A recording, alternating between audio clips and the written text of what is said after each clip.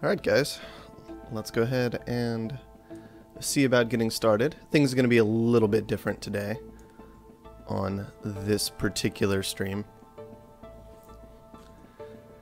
Because, well, Soren's not here. Let's just clarify that right now. Soren's not here. I'm here. Instead, I'm going to be joined by Dorian, aka I believe Freak, in just a couple of minutes here once I'm all set up and ready to go. So we will have Mohawk Games member around, but basically Soren's out of the country for a couple of months and he asked for help in getting some of these streams set up, and so that's what we're going to be trying to do today. So what we're going to start with, I imagine, is we'll just try and hop into a pretty standard multiplayer game, do some basic commentary, some basic explanation of what's going on. I'll get Dorian in here in just a moment. And we'll see how it goes from there.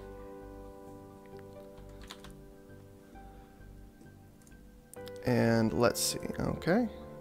Go ahead and toss a call out to Dorian.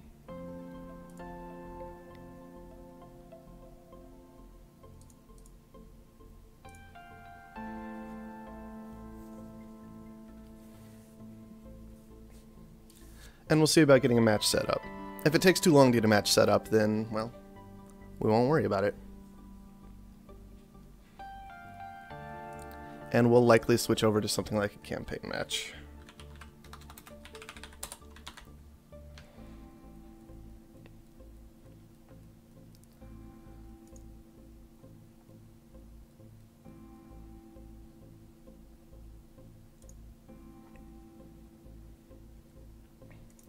And also, during all of this, I haven't quite 100% finished up breakfast, so I may be working away at that occasionally.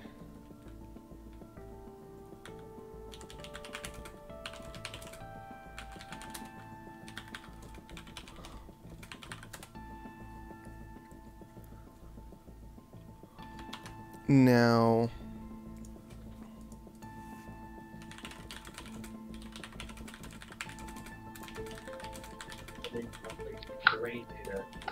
Hello? hello.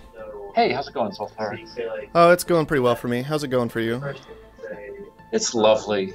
It's it's great. Yeah, we have I share an office with a few folks, so you'll occasionally hear people in the background. But yeah, I'm really excited actually. So. Oh, that's good. So, you got everything set up okay over there? I think so. Like, all right. Yeah, I mean, I'm not. You're the one that's actually driving the stream, and I wasn't going to be streaming my end. So. Yep. I've got that all set up, and we're good to go over here. So. Okay. So I might ask you some questions while you play as you're talking, if that's fine. That sounds just fine to me. What I've got right now, by the way, is I've got a nice little 5-man lobby set up. Okay, there. Yeah, and I'm just trying to hit I just need to be set up as the observer. Yep, should be able to adjust that in your team setting. I gotcha. It's funny how you get involved with implementing things, and then you're like, hey, we totally need it to work like this. And then when it does, you go, oh, it works exactly like how we talked about. Okay. And neutral gonna get the script language. Oh. All right. Oh, really? I think we may go with a normal game to start off with today. No reveal map mode, which is what I usually play these days. Yeah, reveal map mode is great for 2-player. Have you enjoyed it for 4-player? Oh, I like it for 4-player just fine as well. I think it works really well most of the time. It starts to get a little awkward, maybe with 6 people, but I really enjoy it. The fall off just sort of ends by the last 2 claims. Like, there's no cost associated. Yeah, exactly. And basically, I don't know. There are a lot of reasons I really like the reveal map mode. The primary one is that it takes a lot of luck out of the equation. Yeah. You have time to look around the map and just decide, hey, I'm going to pick this spot and I'm going to value it at this much.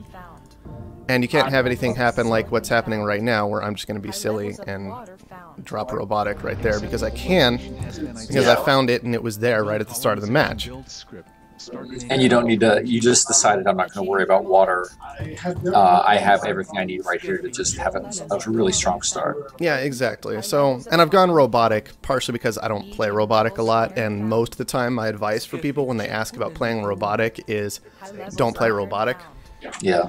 And so we're trying it out. I'm trying to figure it out a bit better. I'm going differently from the standard robotic build these days, which is normally what people do when they're playing a robotic colony these days is they just find a field of silicon, they drop in that and immediately throw down solar panels. That's not a bad way to go, but then it doesn't.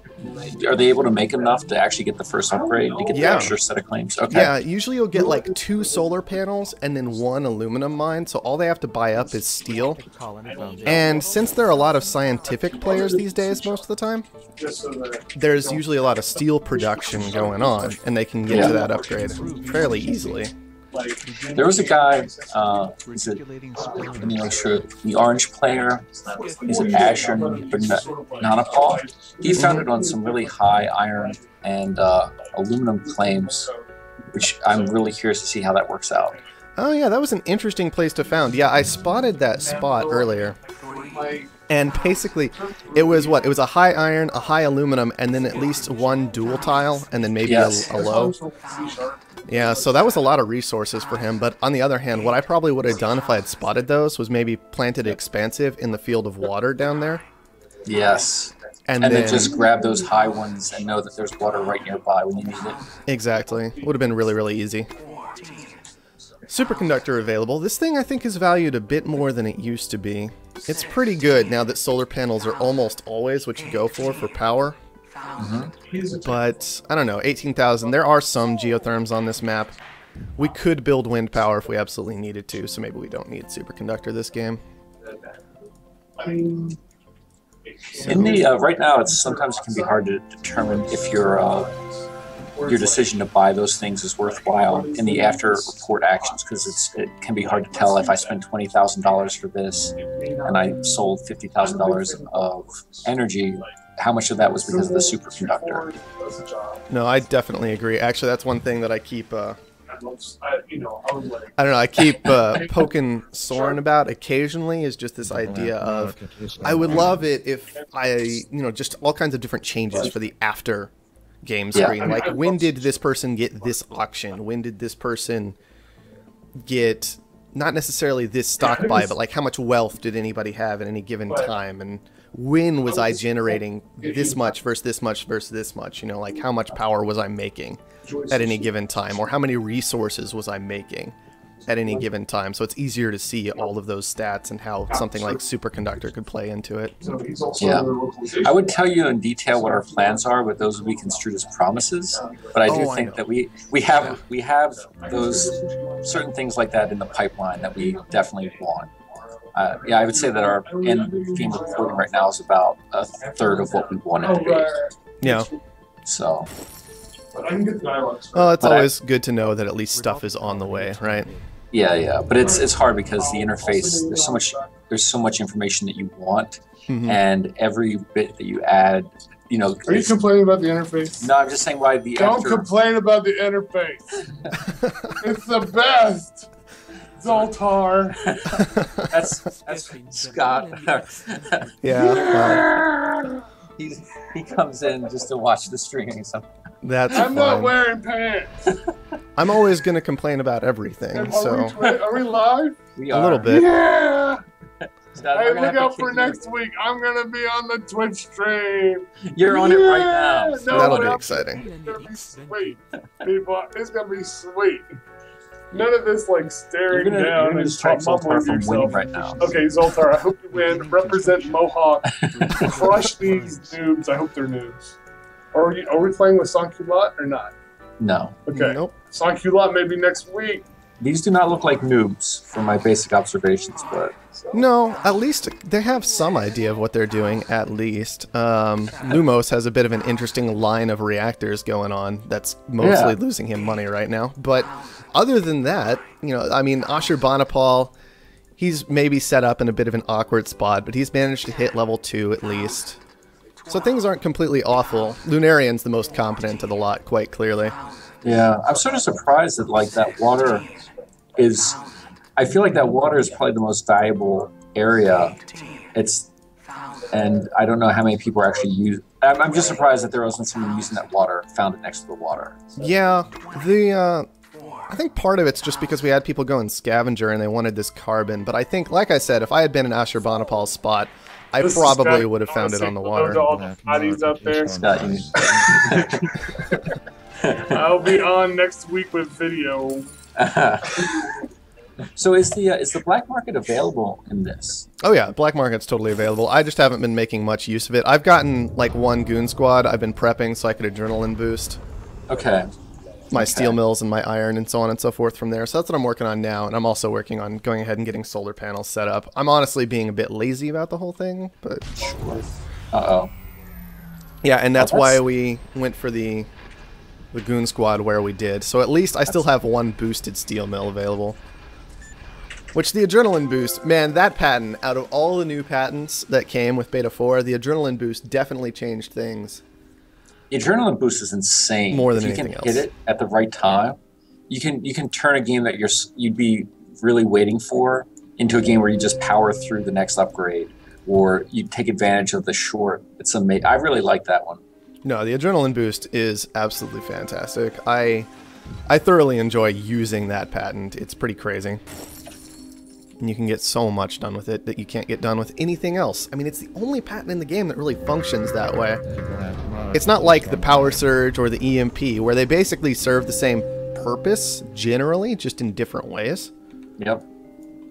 It does seem like I mean, one of the things that we had internally had complained about is how sometimes the black market felt like you're only hurting other people, and as fun as that is, like the buying a claim, or felt like we wanted some things that were more positive. Like the Goon Squad was something that came out of us sort of complaining about trying to make the game more balanced or more interesting if you're trying to play a straight game. Right. And the adrenaline boost is definitely that same idea of like, if you're just trying to win, what would allow you to like push yourself to the next level? No, that's very true. And I do really enjoy having some tools like that available. It is kind of interesting with the randomized black market these days, where you don't always have that new claim. Yep. So it can be kind of interesting trying to find a way to boost yourself. At least the adrenaline boost is available now as well. But if neither of those are around, you end up in a really interesting black market situation where you just don't necessarily have tools to expand yourself very easily, and you pretty much have to get aggressive is what it feels like. But thankfully the adrenaline boost alleviates a fair amount of that, where it used to only be the new claim. Yeah. And so it's nice to see that at least. Have you seen it looks like the mules on auction? Have you found much use for that? I haven't found a whole lot of use for it. Most of the time it's felt kind of slow and hard to notice. I've taken one occasionally, but it's really hard to tell exactly what the mule is doing for you most of the time. So yeah, a lot of the time I just don't worry about it. You know, that's what I get. Hardware upgrade complete. I got aggressive against somebody and got blocked. But oh well. I know better than to directly attack a geotherm. Well, actually, these days, people don't defend their geotherms all that much most of the time. Yeah. Just because people kind of stopped attacking geotherms so much because power kind of leveled out. Yeah. And well, everything's been high awkward right now. Oh yeah, power's crazy high in this game right now. Nobody built power initially, but these days it's very strange because you have so many people who know about that robotic strategy of I'm just going to build power early. Power can actually drop pretty low early if you're not being careful with it. So everybody's gotten kind of awkward about geotherms lately. Yeah. Although in my opinion, they got a significant buff last patch. That was what was the buff? The nerf to adjacency bonuses was the buff to geotherms. Okay. In my opinion. Gotcha. You've got this basic idea of, well, all the rest of the power is not as good as it used to be. You can't get to absolutely ridiculous amounts of power purely by throwing down 4 solar panels wherever you want. It's just not that simple anymore. So that was a pretty nice boost to the geotherm, to my mind. Yeah, I gotta say it's been super fascinating seeing the meta that we had in the office early on, and then when we first came out on Steam, and seeing sort of the game's very dependent on what people believe will happen next, and some of it's definitely based in reality. Like if you do this, you will be in better shape than a lot of other options. But if you're playing with a group of people that highly value energy early, as compared with a group of people that are staying away from it or avoiding it, it completely will change that middle section of the game. You know, you could go through an entire game where energy never gets over $50, or you play through a game where energy, you make $20,000 to $30,000 off of energy just because you were smart. And trying to find out who you're playing with and what they're prioritizing is pretty critical. No, it makes a huge difference. Just what people think is going to happen can shape the game so that it does go that route to some degree. Or in this particular case, we saw two scavengers who both seemed to think that fuel and oxygen were both going to get expensive early. So then they both throw down reactors, and then both of those things end up cheap, and they have to transition away from them. And it slowed both of them down pretty significantly. Yeah. Just because of what they thought. It's also pretty rough, though, because I guess the robots don't use fuel to transport. They use energy. Yeah. And so that also definitely changes the way that the fuel costs are going to rise. Yeah, definitely. And so I think that might have been just a misread by them in particular, this idea that fuel was going to be a valuable resource to be producing. Because, like you said, those robotic players are in the game. Yeah. Don't use a lot of fuel. Actually, these days, I've been noticing fuel generally stays reasonably cheap compared to what it used to do in particular. I think there are a lot of reasons for that, but it is an interesting thing to note nonetheless. So this is a map with no scientists. Pretty interesting, just because the last few times I played, it seems like half the people are laying down science headquarters. Do you think that this would have been a bad map for scientists? Well, I didn't go science this map, well, partially because I found it super early, but if I look at the map, I really don't see a great scientist location. Yeah. You don't desperately need that iron triangle the way you used to because of the adjustments to adjacency bonuses recently in the game, where they're just not as powerful anymore. So you can get away with, like, a line of iron and still be alright, but even then, you just don't see a great spot for science on this map in most places. There's this basic idea that you still need iron tiles and you still need a good solid plot of water to use. And there is a plot of water, but there's really not a whole lot going on when it comes to iron anywhere on this map. Yeah, it's pretty fortunate, like when you claimed what you did, if there had been a high iron patch, like a patch somewhere else, it might have been, you might not have been in as good of a shape as you are right now. Yeah, where I'm reasonably well set up right now. I'm getting attacked. I'm being a bit lazy when it comes to leaving my solar panels up, but I'm set up reasonably well at the moment, at least. So, yeah, I was kind of fortunate. There was no great spot elsewhere, really. I should probably, though, go ahead and make a move into that ever-popular engineering lab for these days. And let's see. And of course, get aggressive against the guy who's trying to buy me out like a jerk. You noticed? Yeah, just a little bit. How do you balance the podcasting and the noticing that you're getting someone's making a move against you? Well, not very well today. But, yeah. And honestly, the only reason I can do it at all these days is because I have done it for hours and hours and hours and hours. It makes a bit of a difference, you know. Oh yeah. Although it is a bit more difficult, usually when I'm doing commentary, it's just straight commentary about what's going on in my head at any given moment, which is easier to just spew out than actually asking or answering questions and things like that. So it is interesting, and I'll probably be doing a lot of losing this morning. But hopefully it'll still be interesting to watch me lose. Yeah. Oh, that's good. It makes you... I always feel... Sometimes I watch streamers, and they only post videos where they dominate. And it gives you this false impression of what it's like to actually... There are some games you're just going to spin out on. You're just not going to do as well as you should. Mm-hmm. And sometimes it's nice to see people that you know are good players not have the perfect game. Yeah. No, I can understand that for sure. I've been on that side of things before. Or it's just like, man, that guy is so much better than me. I could, like, how does he do that kind of thing? I could never be that good. And then you see him make a mistake, and it's like, okay, no, he's actually just a person. That's, okay, we're good here. So what are you gonna be researching as your primary upgrades?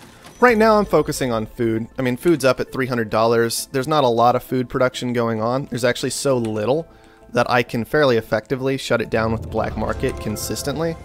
So I'm just going to be trying to make sure that my food is strong. And after that, though, it may end up being oxygen. I could worry about electronics as well. I am a robotic player. I have that bonus in electronics that I'm completely ignoring right now. But carbon's a bit expensive, so I haven't been worrying about it too much these days. Especially because we've had a scavenger producing electronics this entire time. So the price just isn't that high, and I don't need to care that much. Getting frozen on my food, of course. I have an extra claim just sitting around. I really need to fix that. I guess we could go for a little extra power. Wouldn't hurt. Another good option is to just straight upgrade chems. I really like upgrading chems with the engineering lab when I first throw it down, because of the fairly simple idea that if you upgrade chems, even if chems go down to like $40, that's still good for you if you're relying on the engineering lab, because it just means you're spending very, very little in order to get your upgrades. And so it doesn't really matter that you completely killed that price. You're just not making money off of it, but you're still getting something out of the very, very cheap chems. So that's actually usually what I'll upgrade first when I go for the engineering lab. Yeah, I love doing that. The only dilemma is sometimes it's a tempo hit. So you do have the production advantage of the chemicals, but then you're saving money, but you might miss the opportunity to get the food upgraded where you want, or the water upgraded where you want, whichever one's needed. Yeah, no, for sure. It's very true. You have to be careful with it, but it can be a strong play. And I almost always feel like these days you kind of have to go for an engineering lab almost. The building's just too strong these days, and I really hate passing up on it unless I absolutely have to. You're making a good run on Luminos 309. Yeah, it seems like it's pretty much done unless he's able to. He'll have to do something crazy at this point. Yeah. So at what point would you get rid of your steel and aluminum production and change it up? I probably should have already, honestly. Okay. I just haven't bothered yet for whatever reason. What I should probably honestly do with those is just go into some water. I can use that fairly effectively. I can get ice condensers down. I'm relying on upgrading food right now, and food's being a little bit difficult. Now, granted, my food keeps getting frozen, but given that I know I've been raising that food price and water keeps getting more expensive and more expensive and more expensive and more expensive, I may as well transition into water, which helps in the short term of I get a lot of money from water, and helps in the long term of, well, my food will be more valuable once my water has fallen off. Prices have gone totally nuts this game. It's absolutely ridiculous. I mean, this is why I go engineering lab all the time, though, these days, right? Because prices just do this in the game right now sometimes. And whenever prices are high, there's only one building that's good, and that's the engineering lab. Nice. All right, well, we took Lumos down. I can't afford to start actually using his Offworld yet, but that's okay. Oh man, it's a good thing I've upgraded this food. It's still managing to make $200 a second, that center one in this line here. Some of the others are down to 100, despite everything. Oh man, it's really bad, but thankfully I do have water coming in, so. Yeah, I was watching his stream, and the little pink slip showed up. I was watching, I was observing him from his perspective, just watching your percentage. I was like, well, it's about time. I had that same sick feeling of being bought myself. I was like, oh no. Yeah, that's always an interesting thing about observing. Marsquakes. I don't know what it was. I didn't see Marsquakes at all for something like a month. It felt like I didn't have a Marsquake in any of my games. And then this past week, it's just been Marsquake after Marsquake after Marsquake. I don't know what's going on with that. I don't even know if you guys did anything to them ever, but... Yeah, no, I've definitely seen, there's a little bit of a streakiness sometimes when you see those random events where once you notice it, it feels like it happens every game. And Mars quakes are huge in terms of like just raising the price of everything. Right. But yeah, I don't think we increase their frequency at all. Yeah, I think it's just a perception thing, and it felt that way. All right, I should really get into chem production a long time ago. So I guess I'm going to go ahead and do that now. Chems are crazy expensive. I don't know what's going on with that, but it is what's happening. Yeah, do you have any carbon, or are you going to... Yeah, I've got carbon income because I bought a scavenger, so... Oh, nice, okay. It's always the best way to acquire carbon. I mean, it's the easiest most of the time, that's for sure, on certain maps at least. Yeah. Let's see, got a patent office, let's just make a... Actually, I'm just going to make another pleasure... No, I'm not going to make a pleasure dome this game. We've had an interesting time with the pleasure dome recently. Seen that thing make somebody... I, in one game, made $435,000 off of entertainment alone. Oh my goodness. I didn't even have the only pleasure dome on the map. It's just pleasure domes have been a little crazy lately. Maybe because so many people have been going expansive, the robotics been avoided most of the time, things like that, but pleasure domes have been pretty insane. Yeah, right now it feels like the pleasure dome actually just crested in terms of its energy cost. I was looking at the pleasure dome a little bit ago, and it was costing the same amount of energy as you were making on it. Mm-hmm. Just because the energy prices were high. Yeah, yeah. But these days, I don't know. See, right now it's displaying as 537, which seems to be a bit of a lie most of the time when it's frozen. And it'll drop in just a moment here when his pleasure dome unfreezes. No, it's actually... Okay, 268. There we go. I see. That's the net revenue. It shows the net revenue. So when it's frozen, it should show you 0. Yeah. I think it should. Yes. Yep. I write these things down. No, it's a good thing to do. Man, I really should have gotten back into steel, done some interesting things. But I'm just sitting here upgrading food and relying on that to win me the game, so... You could stop building glass and sell your oxygen and silicon. Yeah, it would probably be a good idea, especially to stop building glass.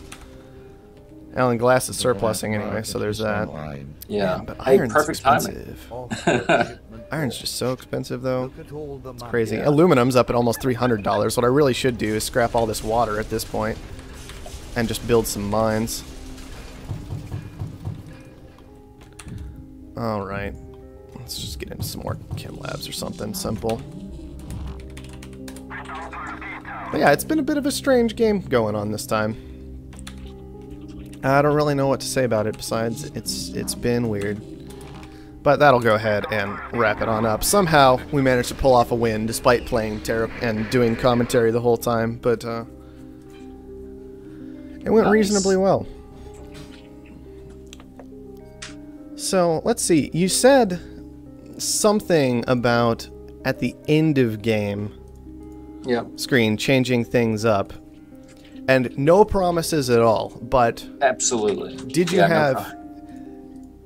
did you have anything in mind that you can share with us at all? Yeah, I mean, I think we all have the dream of the timeline that basically has the events, so that you can see the stocks.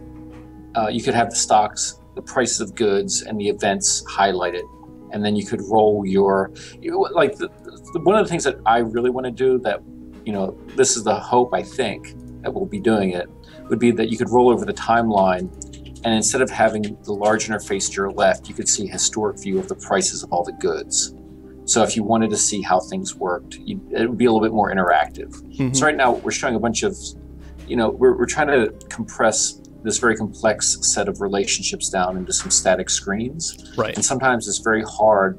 Some of it's the interface. It's very hard to see, compare one thing against the other. It requires a lot of clicks. Yeah. And what we really want to do is be able to give you this is how I did compare with this player at a glance, and then be able to roll on a timeline and get a lot of information about how the game was played. So if you see someone's stock price pop up or jump up, you could say, well, what event triggered that? Right. Like when when your stock goes from, what was it, $22, $23, and almost jumps instantly to like 42. Mm-hmm. What exactly was going on there? Oh yeah, you bought Lumos, right? Yeah. But like, was there, were you what were you selling at that point? Because you do a little dip and then you do a pop-up. So it looks like you sold some goods and then you were able to use that into converting into a buying him. But then you see the climb that red has the whole way. What was going on to value them significantly higher over that same course? Was it just energy? So if you could scrub and see the prices adjust, or see when they had sold, like if they had sold a bunch of goods for 50,000, put a little asterisk there, so you could see what they were doing. Yeah. And that kind of thing, I think that kind of thing would be very helpful, because it can be hard sometimes. This is one thing I've commented on frequently, just this idea that it can be hard to interpret from the end of stat screen exactly why things were going the way they were going, unless you were the one doing them. Like, what was he making? What was he selling? Because I can sit here and see what was valuable if I go to the insane resource graph, but I can't see what he was actually making money from. I don't know. Yes. No, absolutely. Like that.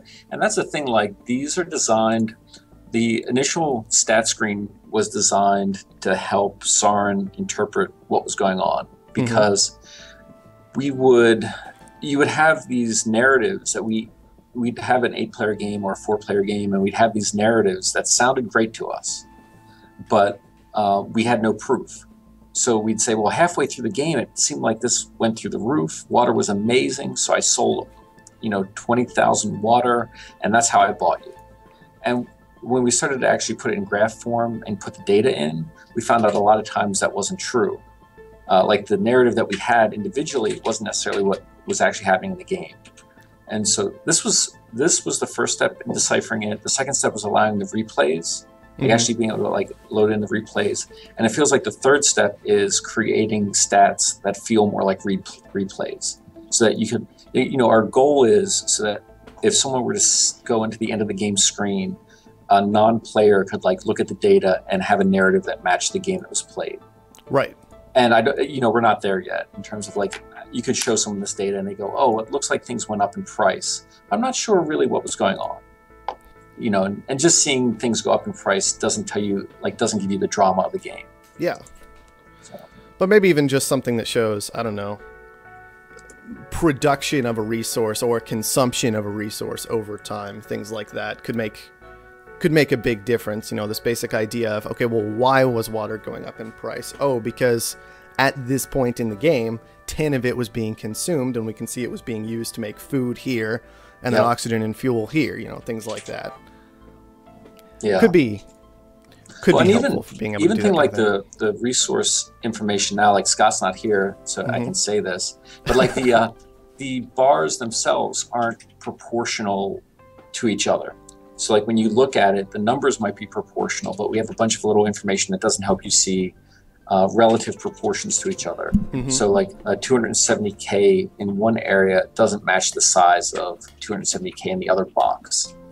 And when you look at auto purchase, auto sold, we sort of want to make those symmetrical and balanced so you can see where your consumption is really happening in a way that's geometric rather than simply numerical. Right. Numbers are good, but geometry helps reinforce what's going on. Yeah, I mean, numbers are good and you can figure out what's going on, but obviously if you can just glance at a thing and see it in a shape, it's easier.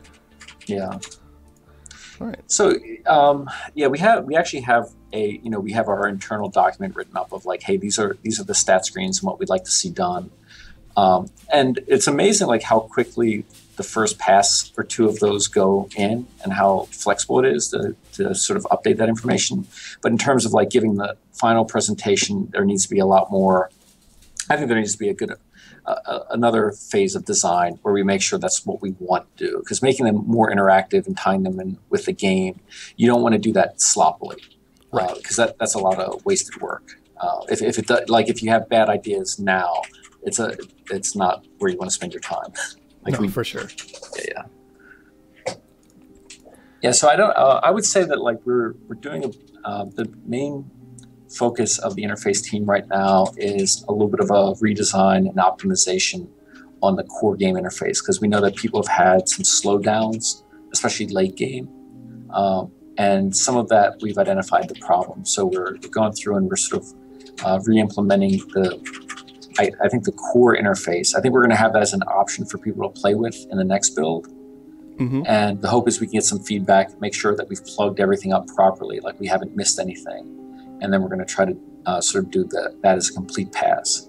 And after we get the core interface a lot more optimized and hopefully get it a little bit more playable, then we'll probably sort of like reinvest in the content and the visuals for, you know, the stuff that we've sort of taken for granted that we know needs to step it up. Right. Have you personally experienced any of that slowdown or sluggishness late game when it's like a 8-player match? In the interface and that kind of thing? I mean... Or you wouldn't notice it as general? being exclusively the interface, but it would just feel like the frame rate just goes to hell, or, you know, like things just... the game starts off really smooth, and then towards the late game it feels like it's stumbling a little bit. I think sometimes you get some of that, for sure. I mean...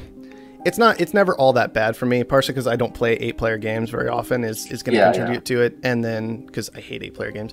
And then the other part of it is I have a decent rig over here. So it's kind of, most of the time I'm okay, right? You know, it can handle it. But I have occasionally, gotten into that situation where it just gets a little sluggish. And I know I have a couple of friends out there who enjoy the game, but don't play it very often because of small things like that, where it's just like, having trouble, it's just not running as well as I would like it to, that kind of thing. But yeah, I think that, I mean, personally for me, like having come from games that you release, you know, sort of like the game goes gold 6 to 8 weeks before you release, and then when people are playing the game, you've sort of done all the, you know, you've everything in the game has been implemented and QA'd significantly compared with doing early access where the game is in, you know, it's sometimes pretty rough form.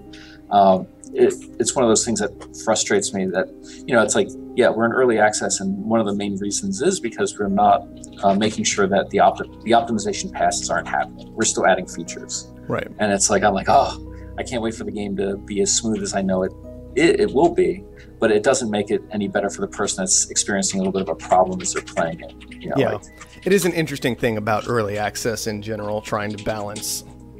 We're still making the game, but there are people playing the game. It can get a little awkward at times. Absolutely, and internally there's I think on the one side you have Sarin, who's doing game design, that really wants to make sure that the game is fun and people are engaged and the game is balanced and it's competitive. And on the other side, it's like you sort of have the artists that see their stuff that's half done and they're like, oh, I'm embarrassed that, you know, there's so many more things that we wanted to do. But it's trying to balance those two sides. And in the middle is, you know, the average player's experience, where they'll see a game that's really fun, but some of the things will be unfinished. And our hope is that the unfinished things don't prevent them from, you know, actually getting a taste of what its final form is going to be like. Right. Yeah. But that's definitely something that we debate a lot. Like, what do we put in now, and making sure that it will work for folks. Mm-hmm. That can be a bit tricky at times, but thankfully, I don't know. Most of the time, it seems to go reasonably well. Obviously, for a lot of the art assets and stuff, there are improvements to be made. Everybody knows that. But thankfully, a lot of the time, what's there is functional, in my opinion. Yeah. You know, and so it's not the end of the world that maybe it's not perfect just yet. Exactly right. As long as you can tell what's going on. I don't know. It's one of the things I like about the art in the game. Most of the time, I can glance at a place and know what's going on there immediately. I think the one issue I actually took with art in the past month was this idea that I couldn't see the carbon lines, and I still can't see the carbon lines ever. Yes. Okay. Well, I know that's been on our list. It just hasn't been. The way it's implemented is light lines read amazingly, dark lines read like garbage. Yeah. And we have to flip the right switch. We have to have the So I'm actually writing that down as well. Whatever works, you know. Just because I've done that. Like, you click on it and you're like, where's my carbon? I know I have too high. Where's their carbon? I know they're scavengers. Exactly. It's just like, that guy doesn't have any carbon. How is he running without carbon as a scavenger player? Oh, he's not. Okay. Yeah. I just couldn't see it. That's all. Yeah, there were two things that I really, I lost 2 games over that really frustrated me. And one was, I think I was playing Sarin. He had gotten teleportation. but I had no idea that he had teleportation because I had just missed that notification. So I was doing all this stuff that I thought, I'm such a badass. Like I'm stopping he's not going to get water. And then at the end of the game, he's like, why were you doing that? I had teleportation. I'm like, ugh, if I had known, I was just so bummed. And then, so we realized we need effects on the buildings so that if you're looking at someone, you can, like when you click on their headquarters, the lines look different. And you get effects on the buildings as if they're like sort of beaming people up. We need something that looks, we want something that looks like you're beaming people away. Right. And then what was the other one? There's another thing where I think it was carbon scrubbing. I was shorting the heck out of carbon, probably once again with Sauron, and I was convinced I was just going to destroy him because I assumed he was auto buying carbon. Because Sauron tends to auto-buy a lot. Yeah. And but I shorted it, and he made tons of money off of like his low carbon because he had carbon scrubbing. And so those were two things where like, how do we get these in the game world so that they're obvious to me? Or obvious to anyone, but like if I know the game and I'm missing out on some of those cues, then that's pretty damaging if I think I'm turning a corner and I'm actually just tanking myself. Right. For sure. No, that's actually an interesting point. This idea that, because I've been bit by that sometimes too, this basic idea of I would like to be, I'm trying to damage a person in some way and I don't realize immediately, oh, that saving up this magnetic storm is useless because they have teleportation. It's why there are no ships in the air right now. Things like that. But no, it's an interesting concept actually, trying to get all of that cleanly into the game interface somewhere.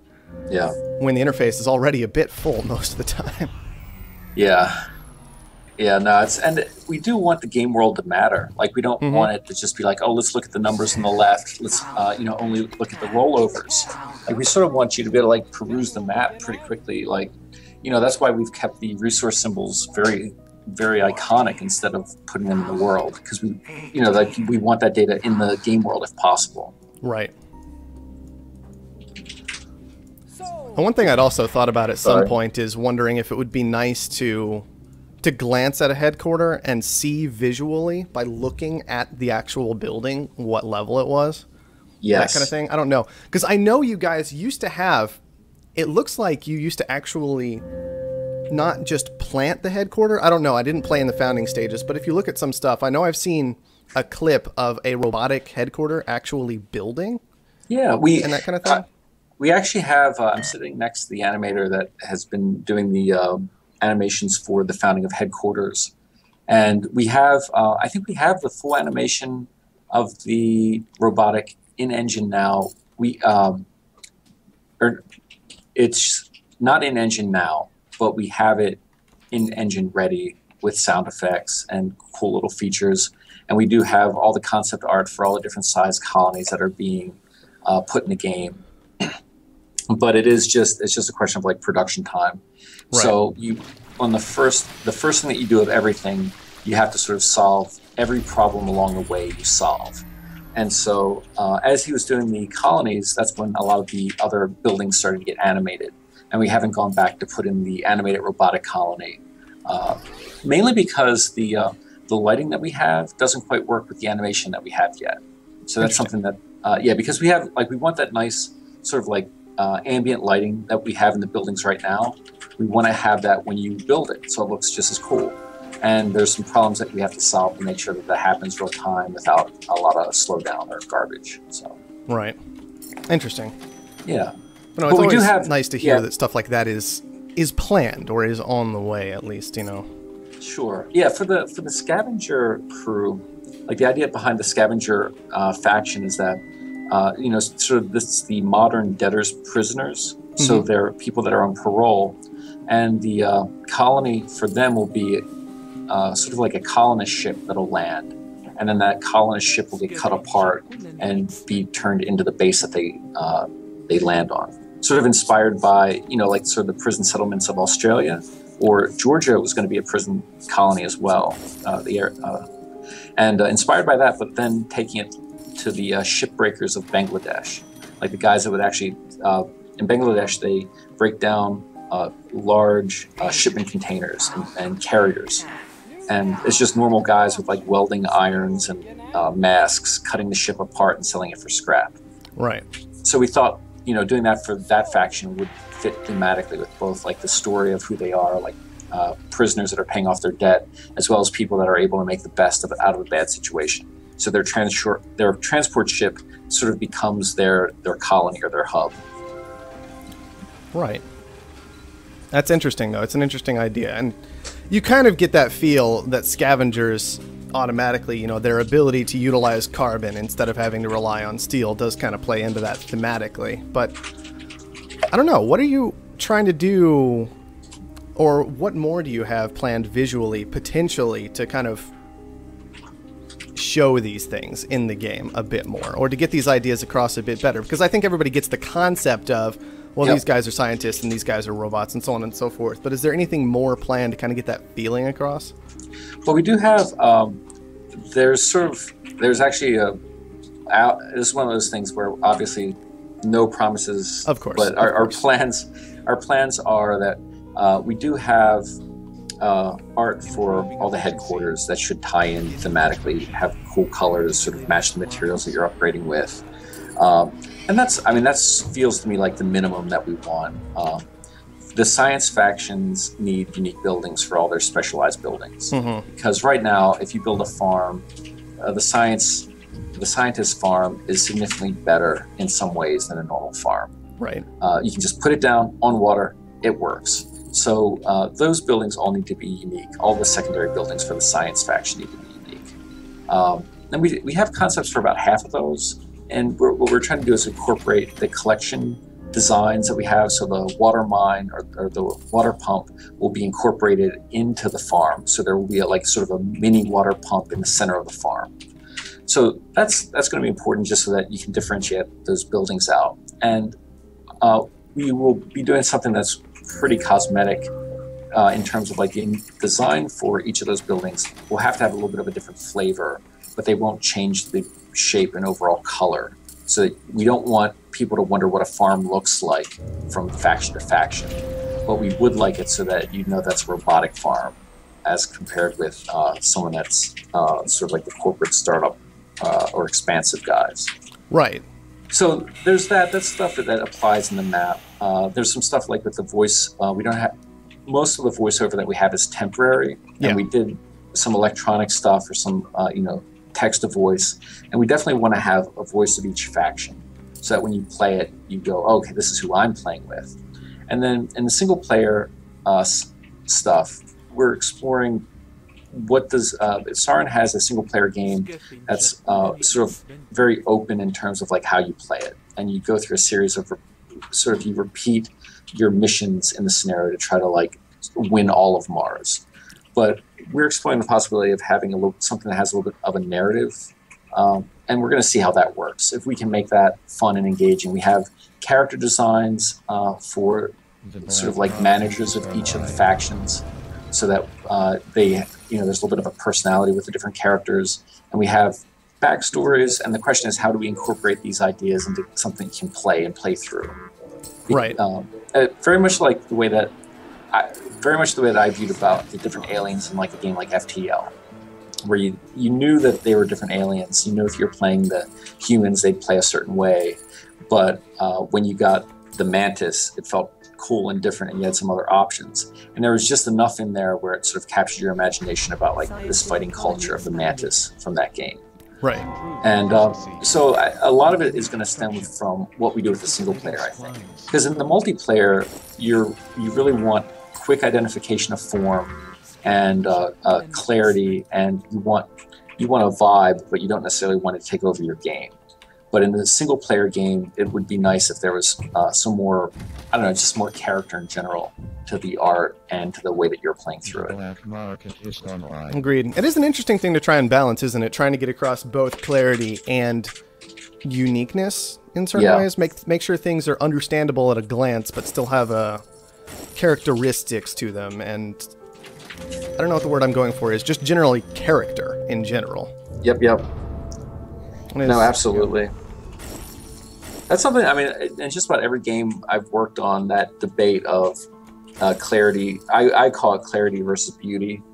you know, like, and in a lot of ways, like when your character is a part of that. Like you want something that's beautiful and distinct, and that means that it should be interesting to look at. It should express something beyond just the form itself, you know. And it's like trying to balance that with game clarity is always at odds. And normally you have to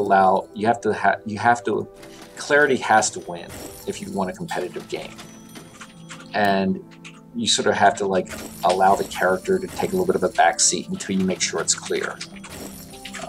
Right. So that's not to say it is secondary, but you sort of like, in terms of like when you're developing the game, it initially has to be. No, absolutely. It's very understandable. You have to be able to play the game first, and then you can worry about everything else. Yeah. And there are definitely people that do it a little bit differently, you know, like they make games. I just don't know how to make games the other way around, but, you know, I definitely have seen some developers that have amazing looking games 2 or 3 years before they come out. But then I think it takes 2 or 3 years to figure out how to make that as playable as everyone hopes it will be.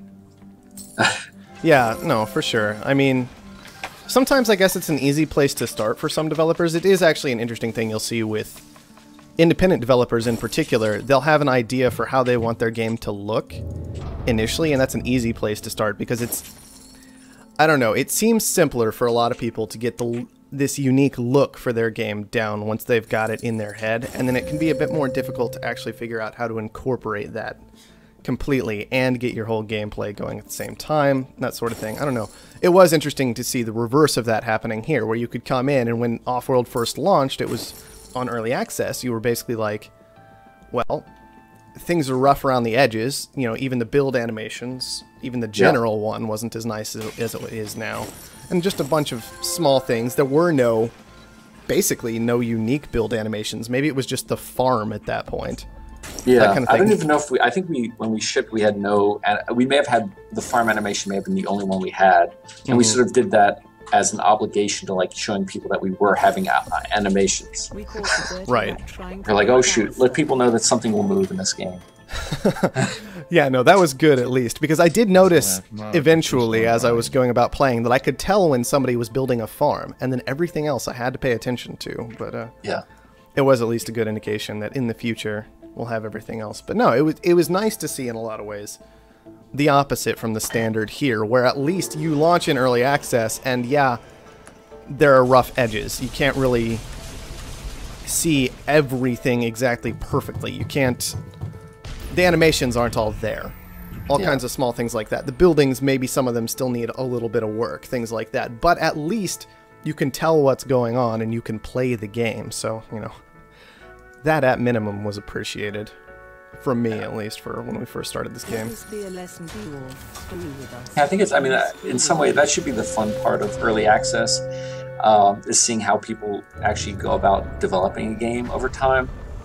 Like, I always feel like Blizzard has this amazing advantage where what they call their early beta is, for most companies, a finished, polished product. Yeah. And it's just not the way that I've worked with some good teams, and I've just never seen a game that I've never worked on a team where a game looks as finished as a Blizzard game a year before they release it officially, the way that they are able to do. And, I just have a huge amount of respect for that, but it also gives a consumer the impression of like, oh, all game companies are that done a year before they release. Right. And I'm like, no, that's not the case for anything I've worked. Maybe it's just me, but like, it's really, really impressive that they get their games done as they do a year before they release. This Offworld, I think, is a little bit more typical in terms of like how, not typical in terms of how games are developed, but in terms of like the amount of finish at where we are. Mm-hmm. Like we're still coming out as a final in early 2016, and we still have a lot to do. So and it's hopefully hopefully we're not frustrating people that really like the game with that. But we are only going to work. Well, we're not going to grow so big that to get where we would like to be, because then we couldn't sustain it. We really want to make sure that we will be around for the next thing that we're going to be doing. That we don't want to like burn through all of our efforts and like create something that is really great but not repeatable. Mm-hmm. Absolutely. It's tricky. I mean, I really like the chance to make a game like this with a smaller scale, but it does, having worked on larger teams, you're like, oh, if we just had 5 more people, like if we had 5 more people, we wouldn't be around a year after we're done. Oh. Yeah. Oh man. No, it is interesting though, because you guys have what, 6 people in the office right now? Yeah, we actually have 8. We have 8 people now, and we contract out with some folks, which is really great. Like I'd like to. It's one of those things like we contract with people that we'd love to hire, but we can't necessarily. When you hire someone, you want to make sure that you're basically not hiring people temporarily. Right. Like the vicious cycle of game development. Has been for the past 5 years. It seems like a quarter of a team is laid off when people get done. Yeah. And that just seems awful. So it's like we're trying to make sure that we hire people that are contractors, because we're not sure where we're going to be 6 months from now, but we know we want you right now. And then if they're contracting, it's like they can have other clients as well, which is good. Yeah, for sure. This is interesting. I haven't touched the campaign very much. That's what I've been poking around with while we've been doing our talking, is just playing some campaign. Oh, sure. And you guys have, it looks like each of the missions now has, in addition to having this kind of random perk, it's got an additional effect attached to it, each of the missions. I don't know how much you've done with that or how much you've looked into it, but if I go here, it's like this mission says random prices, this one has laboratory colony attached to it, and this one has tighter debt attached to it. Yep. Is that there's definitely like each of the I think that about a month and a half ago I was playing a lot of the campaign and giving Sarin feedback on it, and there's some really interesting things. Like one of the things that we've debated, or I've talked to Sarin about, is that sometimes it feels like you do a little bit too much of the same thing in the campaign. Yeah. It feels a little bit too repeat, like have one success and then repeat that success in the same way. Mm-hmm. And but having the different variations and having the different variables in the maps are, I think, what makes the campaign pretty compelling. Like that's what I was most interested in when I was playing. It's like, oh, in this one, these things are turned off. I can't make money this way, but I can make money that way. And having to approach a map of different sizes, with different variables, is pretty fun, actually. Yeah, no, I think that could be a pretty interesting little bit to the campaign. Now, another thing that happened in the campaign is that obviously we've got an entirely different game mode for the campaign, for the majority of it, and then we switch into the elimination round. As a player, you do the elimination round. I guess I shouldn't call it elimination round. You do the standard game type, basically.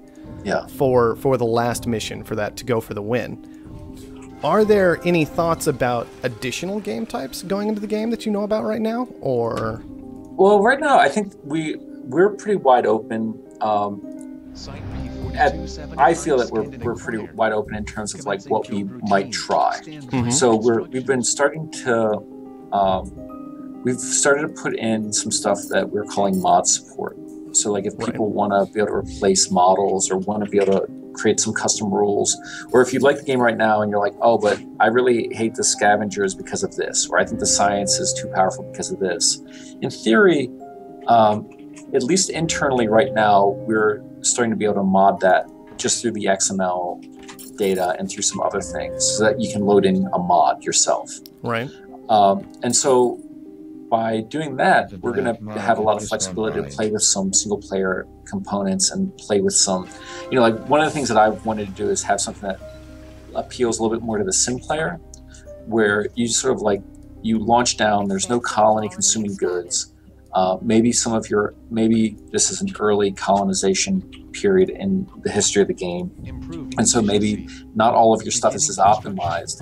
And what you're trying to do is make sure that your group actually just survives. So you're trying to upgrade and you're trying to like basically balance all the resources with fewer claims or maybe with fewer shipments. And you can allow, you create like a little hour-long sort of sim version of our game, where you're focused on like, hey, I wonder if I can get enough food to justify building a colony here at this location. And if you don't thrive, you know, you're fired.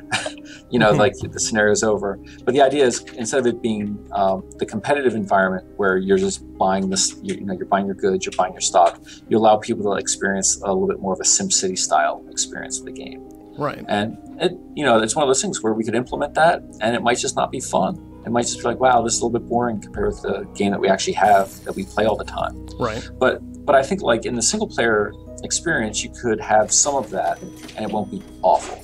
Like, if we have something that's interesting and it makes you think about the game in a way that's different, and you enjoy that bite-sized experience, we are not changing the game dramatically, but we're allowing people to experience the game in a way that's different. And I think that's sort of the point of a scenario or a campaign or a single-player experience, is you want people to think about it a little bit differently and enjoy what you have. Like, take all the art and all the content and the themes and allow people to enjoy it. Right. No, I agree. That's definitely it's good to hear, at least, that there are still ideas being tossed around for new game types and that kind of thing, because, like you said, the things like the campaign, they can get a bit stale at times, I guess, because you just keep doing the same thing over and over and over and over and over again.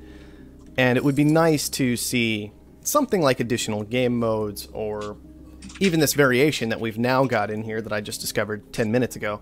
Yeah. To mix things up a little bit. So it's nice to hear that at least new things like that are being considered. Yeah, like, did you, like, I guess it was about a month ago that Sarin added in the reveal all mode. And he's, he was getting feedback from other players, obviously in the community, and then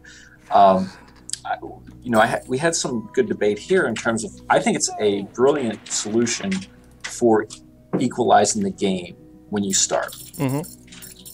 But consistently, we have had people, whenever we've played this internally, we have people that have played 100 hours of the game, and we're like, hey, we have this new mode. This is the idea of the mode. Are you ready to play? Inevitably, one person sort of tanks their game. Yeah. They lose, and then the person that buys them out becomes the winner of that game. For sure. And like, that's, for me, like, that's super bothersome, because I think here we have a game that is, we have a mode that's brilliant. It makes the game better.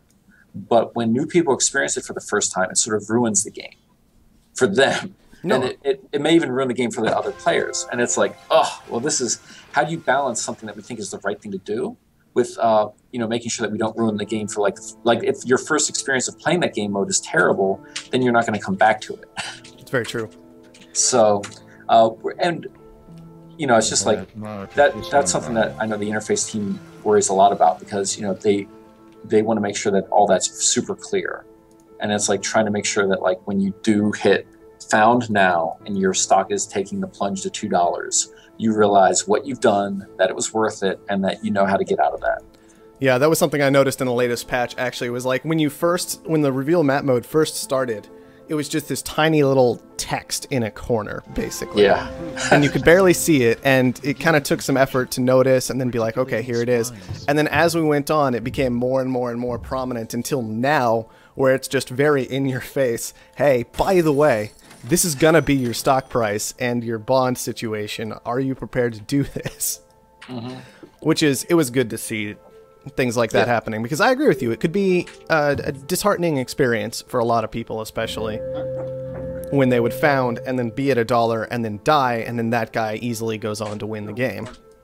It's very difficult to avoid that situation, even with the experienced players that I typically play with all the time. It's kind of an advantage of being me, I suppose, is that when I come out to stream, a lot of hard-hitting players come out, because that's when they know that's when the hard-hitting players come out, and that's when they want to get their experience in. And even during that, when it's just a bunch of really experienced, really strong players, you still get those situations. So it can be an interesting thing to try and resolve for new people, especially. Yeah. One of the things I tend to do when I play the game is I tend to I run hot and cold. Like, sometimes I'll play 2 or 3 games where I just feel like I can't do anything wrong. And then I'll play 2 or 3 games where it doesn't feel like anything will go right again. And, I'm really impressed with, like, some of the super competitive people, how they are able to sort of consistently play this game. That for me, I feel like I either have my hand. Sometimes when I'm playing the game, I feel like I know exactly where things are going to go. And I'm predicting things 2 or 3 minutes before they happen, and I'm always at the right spot. And it seems like the really great players are able to do that so consistently. It can be disheartening. Yeah. Well, it's hard. It is still a real-time strategy game. I mean, Oh, yeah. you know, it's just... There's no doubt about that, really, after having played it for a while. At first, it was kind of a little bit more relaxed and so on and so forth, and it's not so much constant clicking, but you definitely have to be consistently thinking about and reevaluating the situation. So it's a hard game once you start talking about competing. Oh yeah, it's interesting. We've been going through as part the past few months. We've been going through our first pass on localization. So like we were only in English more or less until about a month ago, maybe like a few weeks ago, and I think we've included. I'm probably going to butcher where we are right now because we're like a few weeks ahead, but we haven't QA'd it. I think we're in German now. We may be in Russian, and it's like we've been expanding it out a little bit. I'm really curious to see if being available in other people's native languages sort of will change the player base, maybe that are showing up in the evening times to play multiplayer. Yeah. And it's always interesting for me because I'm sort of monolingual.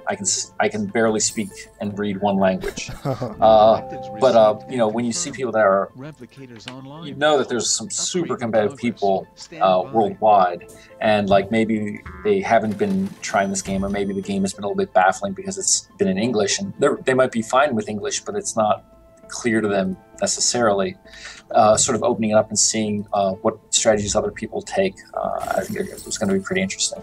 No, for sure. I mean, especially because, generally speaking, when you're talking about any game with a competitive group, competitive community within it whatsoever, that community will vary around the world. So that's another really interesting thing. It's not just this idea of getting new players in, but you end up with the American meta, Yeah. and then the European meta, and then the Russian meta, and then the Korean meta, and all kinds of things like that.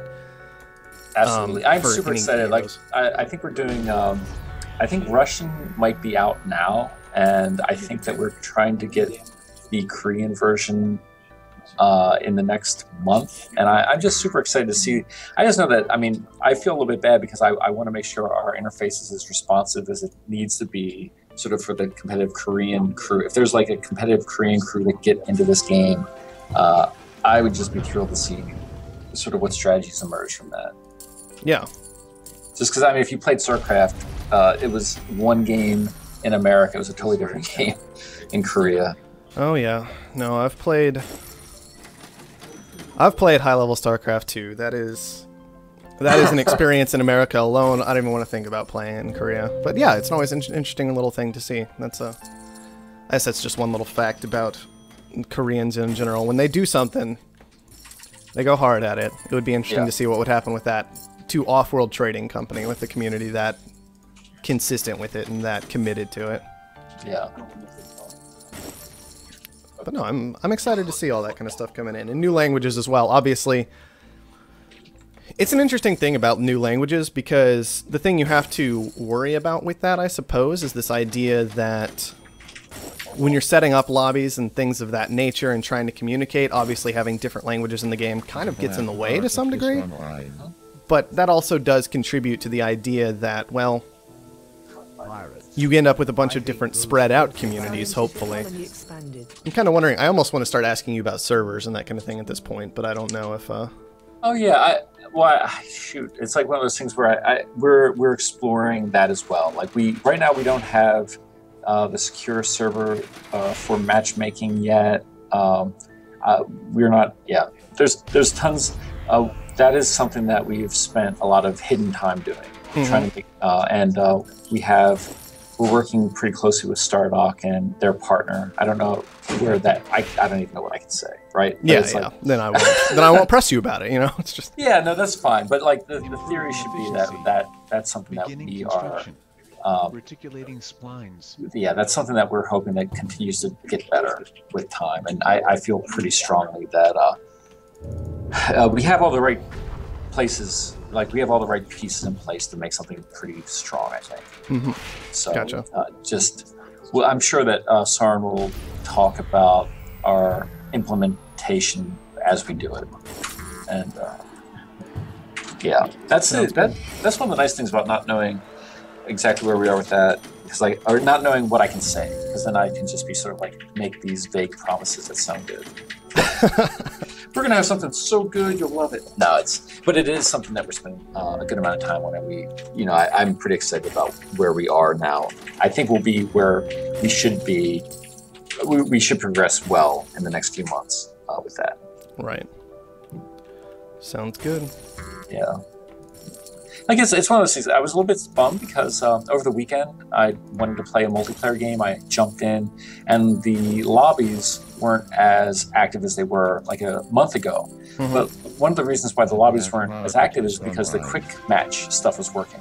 Right. So people could jump in and play 1v1, and it was like really smooth. I'm like, wow, well, that's great. But I miss the lobbies being having so many people in the lobbies. So it's always that dance of like where you add one thing and you want to make sure that you're not taking away from the other. Yeah, for sure. Now that's something I even actually was talking with Soren about, I don't know, even months ago, just this basic idea that you always have to be careful when you add new things, basically. Yeah. I know, there's some people that are playing the internal build, like some of our real vocal players that we've talked with. We sort of give access to the internal build that we're playing with, and so that takes some of those players out of those environments, and they're playing in like sort of the latest and greatest, mm-hmm. and that splinters it a little bit. But for sure, yeah, the feedback is great though. Like when we add new things and we get people, we sort of get like people that are playing it pretty consistently. We get their feedback. It really helps clarify if it's a good decision or not. Yeah, for sure.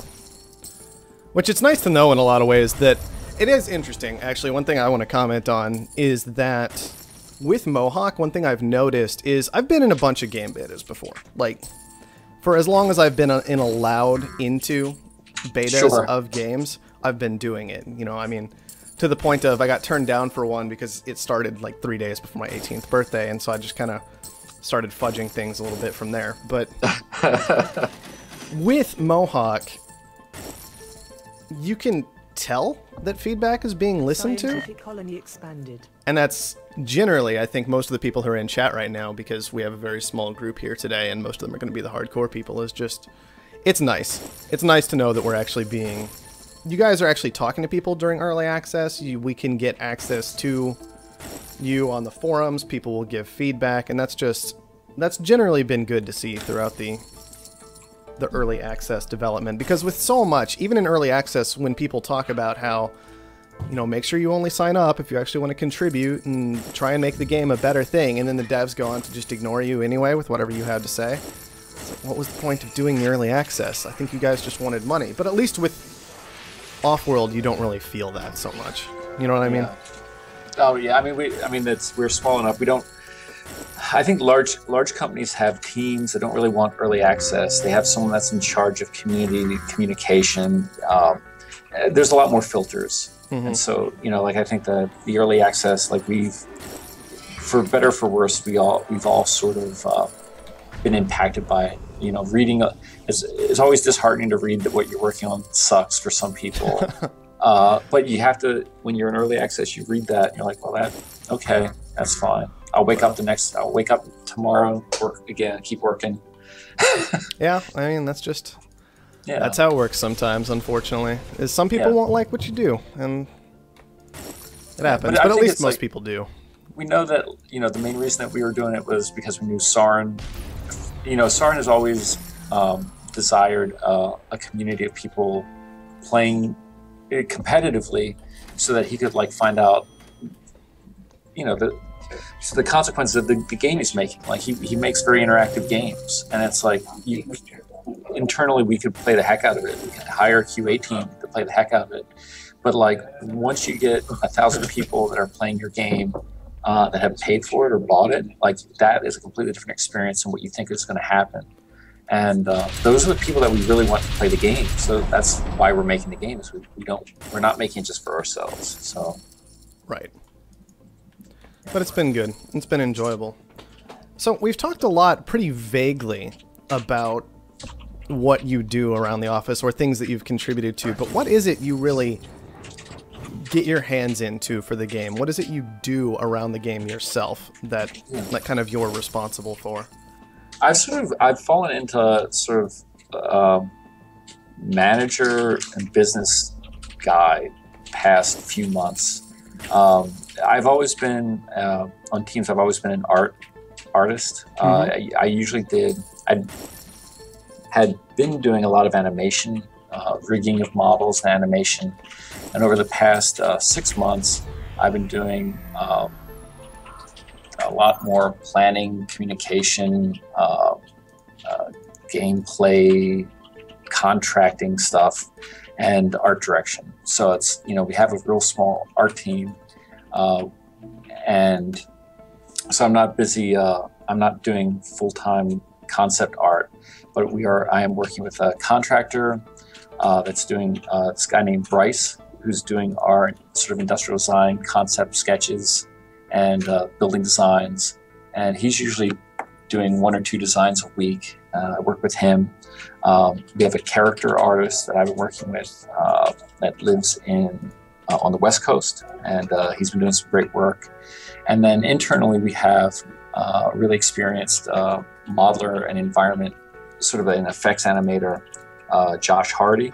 And I work real closely with those guys to sort of like make sure that we're on target and we are doing the right thing. And then, so it's sort of weird because I had gotten involved with doing indie games because I wanted to make more art, and I wanted to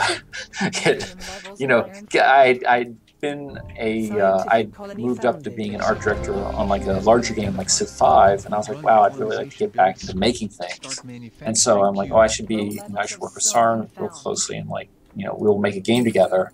And after my initial pass at sort of bad versions of all the game art, I started to recruit people that were doing things better than me across the board. And then I was like, okay, well, maybe I need to sort of, we have a real small business, but it still requires, hiring contractors and making decisions and doing HR stuff. And I've just ended up doing a lot more of that. So. Gotcha. Yeah. Thankfully, I like working with people. If I didn't fortunate. Yeah, I mean, there are some people that find themselves sort of like doing business side stuff, and they would much rather just be technical on the computer, and they get really frustrated. And I'm like, I love actually working and talking with people, but that's what's taking up most of my time. Gotcha. I took an embarrassing amount of time was spent with trying to get contracts written for musicians. Okay. So it's amazing how much and there's new music in the game, if you've noticed. Yeah. I did notice. It's nice, actually. I like the music for the game, actually. So at least you guys have been doing a good job with whoever you've contracted out to do that. Yeah, there'll be more news on that as well, and there'll be more music coming. But but it's funny, like the things that you take for granted when they're in a company. It's like I've sort of been finding out what actually isn't taken for granted, and then I do that for a bit. Gotcha. Yeah.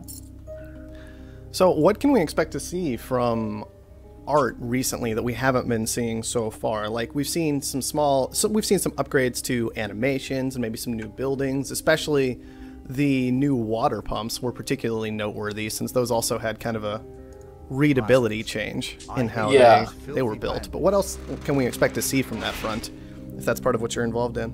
Yeah, I think we're going to be seeing, I want to do a readability pass on the mines in the quarry soon, so that when you put those down, I felt like the buildings in general, the complexity of the buildings should be related to the complexity of what they're producing. Okay. And in my mind, we have the base resources, which are the ones that show up symbolically in the game. We have the sort of secondary, less complex builders. I forget what I call them. I just call like processors, basically like steel and food, oxygen and fuel are in that realm.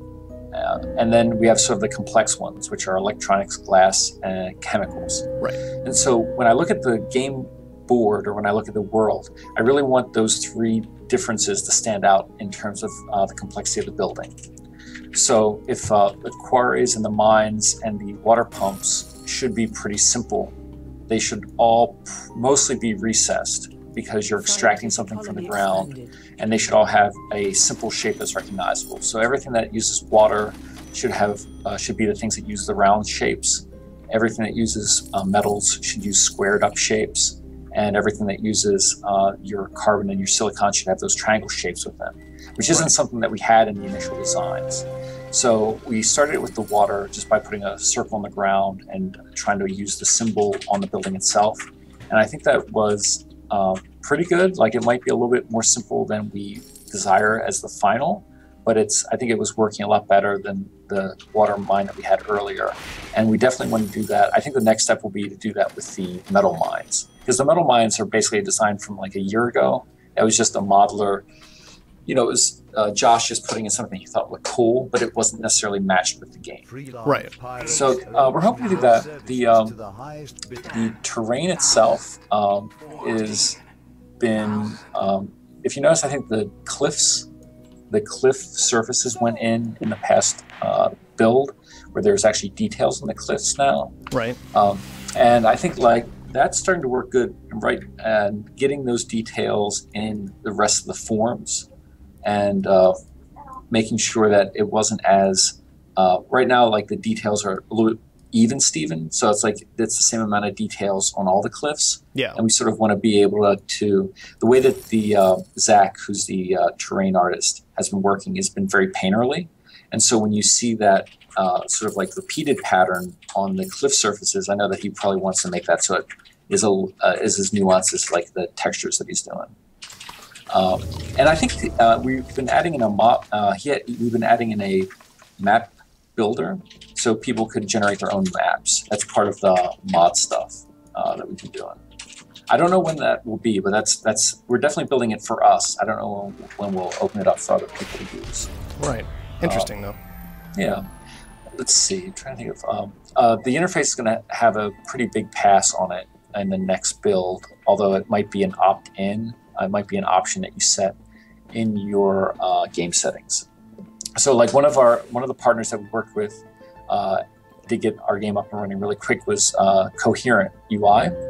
And so we're swapping, pretty much the entire game was done using Coherent, but there were a few things that the way that we'd implemented it that was leading to a little bit of a slowdown.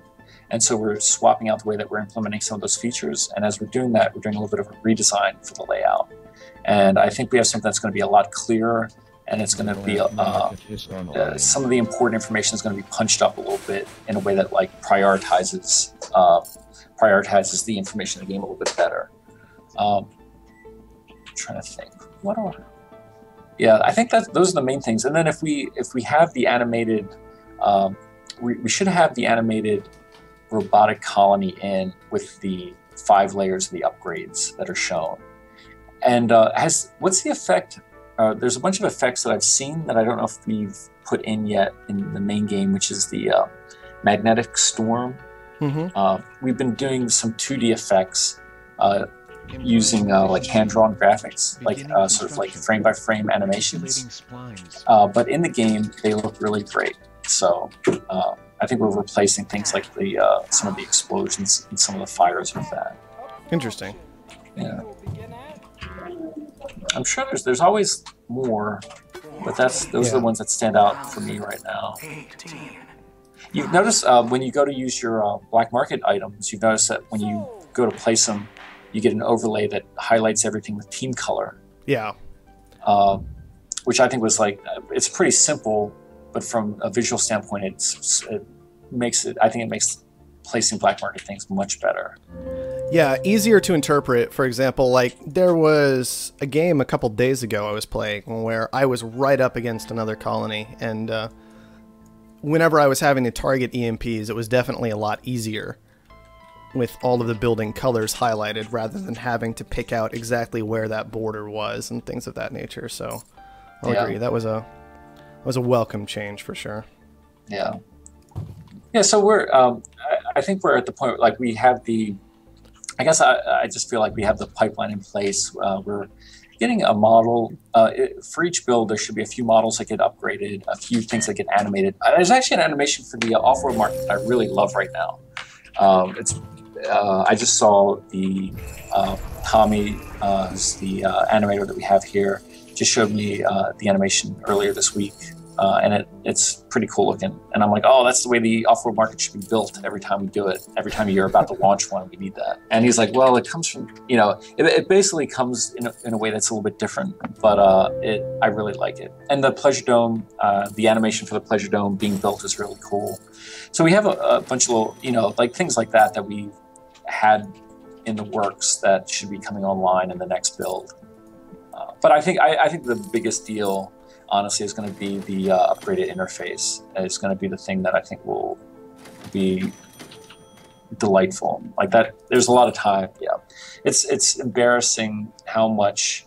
I don't know if it's embarrassing, but like how much effort and like care and obsession and debate goes into interface changes. Well, I mean, it is your forward-facing part of the game. It's just. Oh yeah. It's the thing that the player interacts with the most. It's the interface, and so I can understand that. It's just kind of, it's an important aspect that unfortunately a lot of people ignore way too much, Yeah. And so, well, no, the sad thing is I think that like what looks like ignoring something is actually just that it's a very difficult problem. It is very difficult, yes. So that is something you do have to give credit for. It is a very difficult thing to handle. You know what else is a priority on my list now? Is in particular, there's this guy that told me that the carbon lines are not viewable at all. And so I feel like that's pretty high up there. Yeah.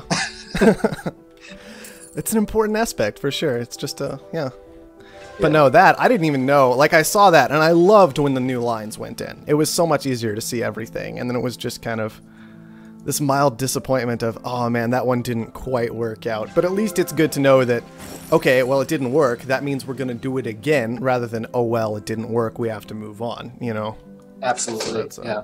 Oh, one thing that I'm actually, this is one of those back burner things that's going to be at some point happen is right now the game has a bunch of different maps you could play on.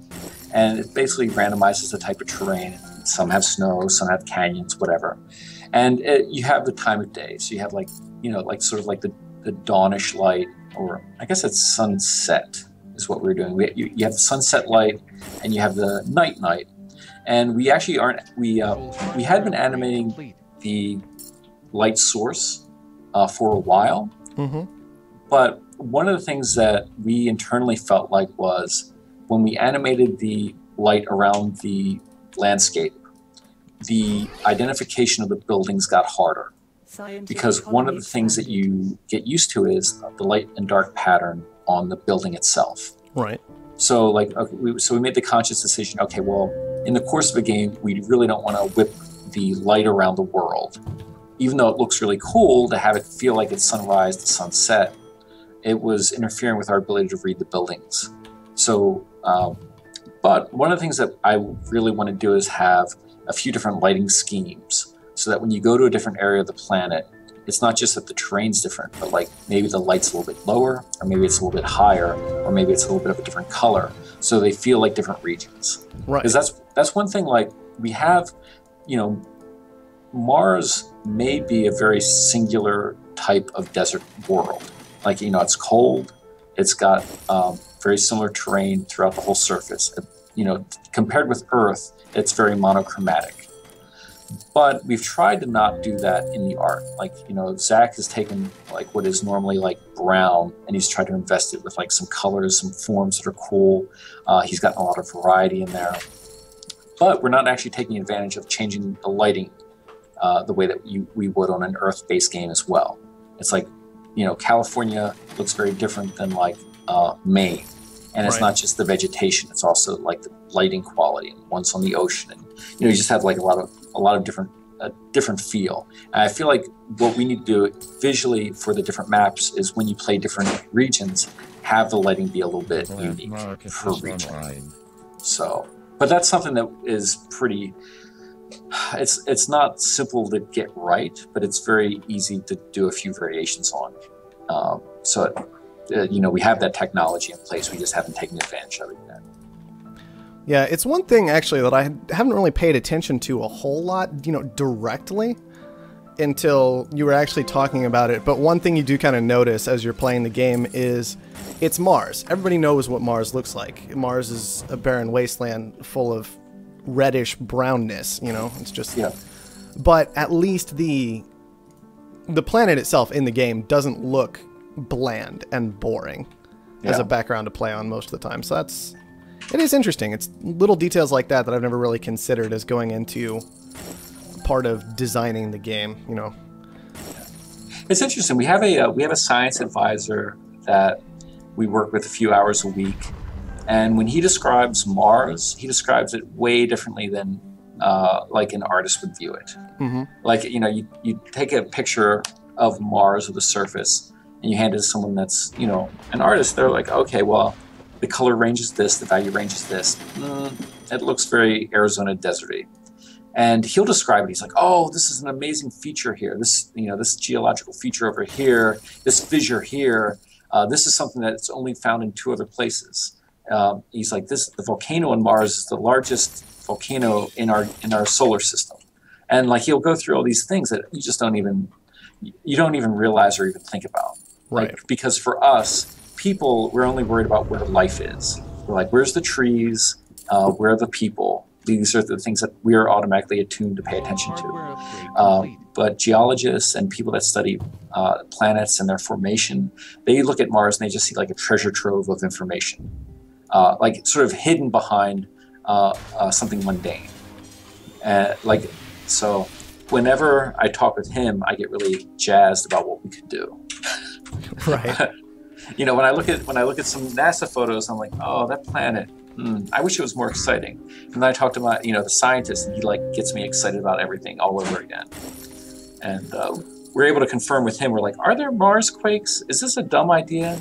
And then he'll get back to us a few hours later. He's like, in fact, it's not. There's evidence here. And here's 3 images that show something that might have been a Mars quake, 15 years ago, I think. Right. It's just refreshing. So.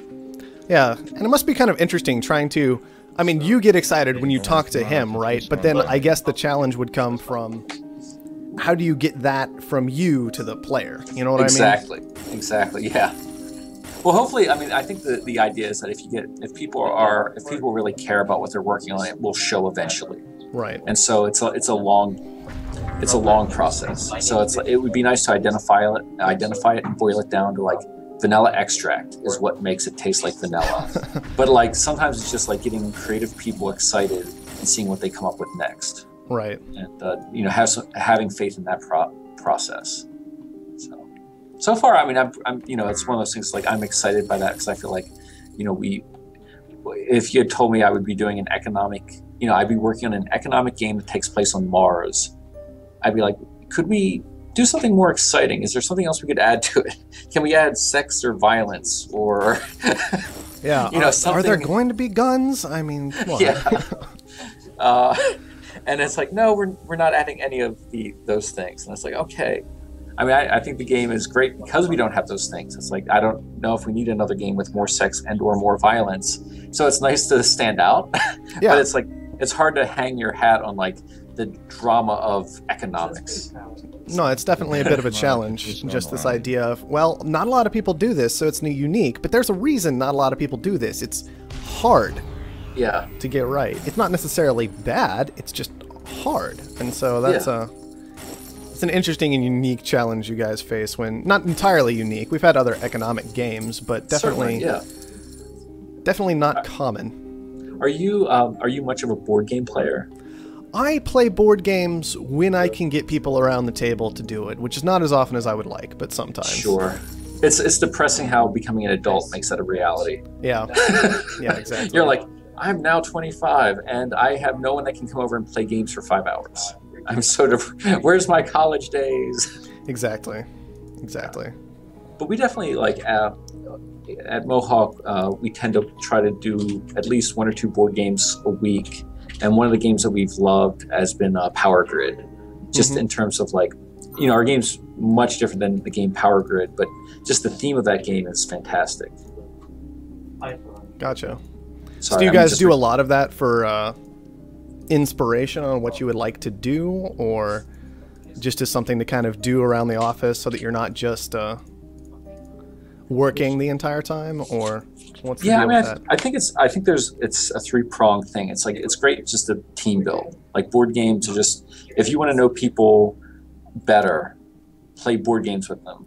Like, you know, play games with them in general. Like you're just it's gonna reveal, if you have anger issues, you're gonna see, like, you get your friends to help you with your anger issues. If you're, you know, it's a great way to get out tension. It's I don't know, it's just fun to, it's a great way to get to know people and how they approach problem solving, actually.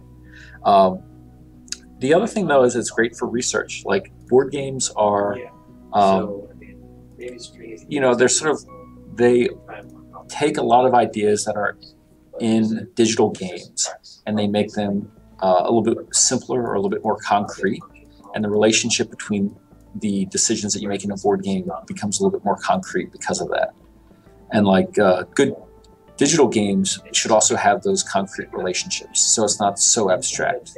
You want to see a cause and effect. And then sort of the third thing is it gives us a common vocabulary. So if we see a game that we like and we like the choices that the game presents, we can reference that game, and like by sharing the experience of playing it, it's sort of like we share the experience of like, oh, you know, in this game, you know, in like in Power Grid, when everyone has bought the recycling and the recycling goes up in price, that pressure is a really good pressure that makes you change your decision making, makes you have to change the way you're playing it. And so yeah, it's team building, it's getting to know each other better, it's getting ideas for the game that we're working on, and it also gives us a shared vocabulary. So right. It's interesting. Yeah. We also share the office space with 2 other teams. So sometimes we're able to like invite the other folks into play, and it allows us to talk about what we're working on together. That's interesting. Do you guys talk about just what you're doing in the game, or do you share ideas like, we were going to try this in the UI, or we were going for this kind of element as a gameplay element with those other teams that you're in the office space with? Or how do they kind of influence what you're doing for development, if they do at all? Oh yeah. Well, I would say, like, in terms of, I'll give 2 examples. One is how the games that we're playing influence the game, and then how having other teams in the building influence the game. Right. So there's a card game that's come out a while back called Dominion. Right. And it's a sort of a drafting deck building game. Yeah. And you know, I've played a lot of that. I have a bunch of the expansions, and so we were playing that, and one of the metaphors, one of the things we talked about was, wouldn't it be great if the black market was a little bit like Dominion? You know, where you have, let's say we have 20 black market items, but every game you'd only have 10 of them. Mm-hmm. And that way, every time you played, you could randomize it a little bit, and it's still the same game, but because your variables are different, it would be, you know, it would sort of like add some life to it. And so we were talking about that about 6 months ago, and then when Sarin sort of added a bunch of ideas to the black market and he implemented them in the way that he did, I'm like, oh, well, that's pretty clear. You know, we were playing this game, we saw this mechanic that worked really well, and then we put that mechanic in our game in a way that worked with our game. So that's a pretty clear one-to-one relationship. Right. The other thing though, but there are other teams here, you know, and there's like Stardock has a team here, the Oxide team are here, and there's they'll also play, like when we have multiplayer games, there's a few people that play in all the multiplayer games with us. And so Tom Simons is a guy that works for Stardock, but he's played almost as many hours of Offworld as I have. And then he'll bring his experience in like the game that he's working on, which, you know, I can't talk about. He'll say, oh, in this game, this is what we're doing, and this is how we're solving this problem. Have you tried doing that in your game? Or here's a pipeline thing you should think about. Or and a lot of times you might share talent in terms of like, I think we have a really great interface artist, and it's like, if there's someone here. There's an independent developer here, Andy Hall, and he's working on his own game. And a lot of times we will have him playtest our game, get feedback from him, and he'll let us play his game, and we'll give him feedback. So it's just nice in general. Like if you can surround yourself with people that are very smart, usually you're in good shape in terms of like getting better ideas and having your own. Right. So I definitely view that like if I can surround myself with the smartest people around, it just is going to make everything I do a little bit better. So you guys think having that close working relationship with those other developers has really helped with moving your development along at times, that kind of thing? I certainly think it is. I mean, it brings out the competition in you. Mm-hmm. Like as long as it's the positive type of it. Like there's one form of competition where you see someone that has something good and you want to be at that same level or a little bit better than them. And when they do even better, it just means that your bar is raised. And then sometimes people compete where they want everyone to fail around them so that they feel good. Yeah. Like the positive form of competition is amazing, and I really like that. Like and having that here, I think is pretty good because we have, I think we have a very good engineering team. The Oxide guys are very good engineers, and they both the engineering teams have different opinions on things, and they're almost able to debate with each other about the right way to do things in their own code. And like that sort of competition, I think is really positive.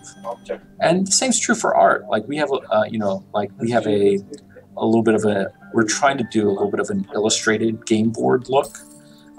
And the other team in the building is doing a lot more realistic, detailed look.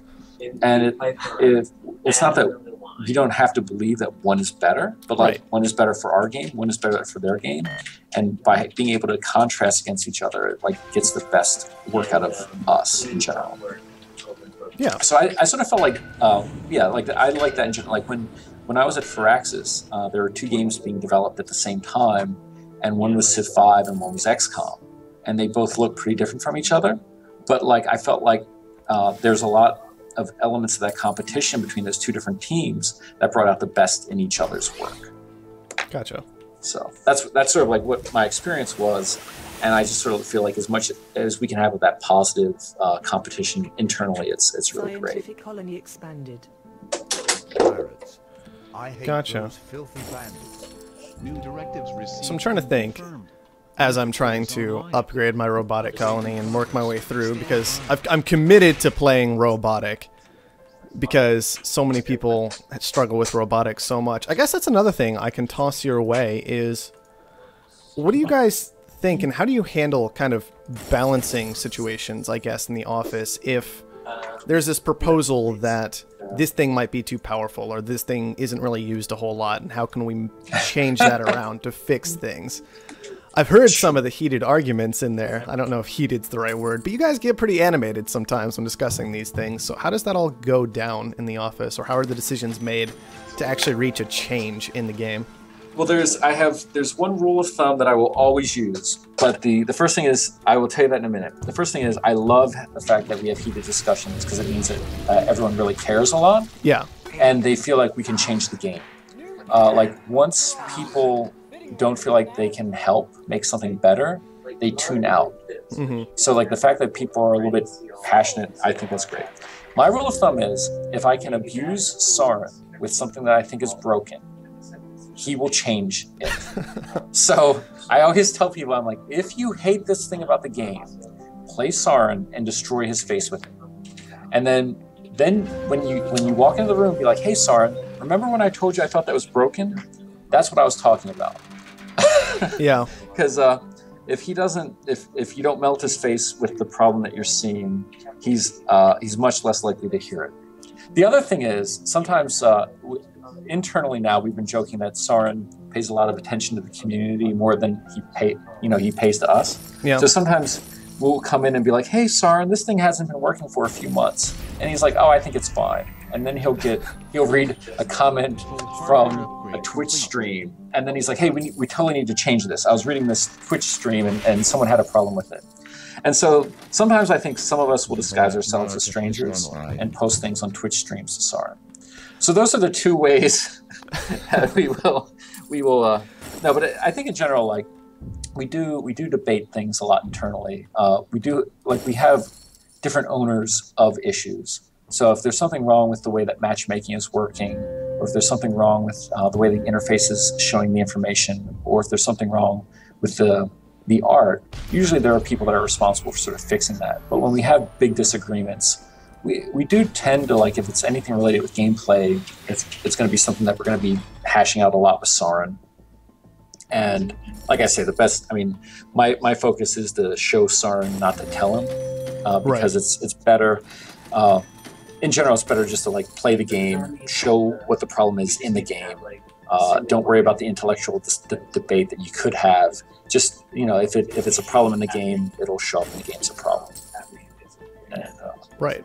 So if you hate something in the game, find Soren online, beat him with the thing that you hate, and then send him an email. Oh, trust me, I've used that tactic myself quite frequently.